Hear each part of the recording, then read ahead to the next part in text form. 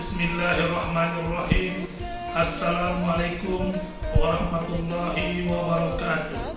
Saya Haji Suharmansyah SHMH selaku Ketua Dewan Pimpinan Wilayah Ikatan Keluarga Minangkabau Provinsi Riau dengan ini menghimbau warga Minangkabau yang berada di Provinsi Riau untuk menjaga kondusivitas setelah melaksanakan pesta demokrasi yang dalam hal ini telah memilih calon pemimpin untuk nasib bangsa Indonesia 5 tahun yang akan datang, sehingga kita tidak mudah terprovokasi dengan adanya isu-isu maupun berita-berita yang beredar di media sosial yang mengandung unsur provokasi yang mengakibatkan tali silaturahmi kita terputus.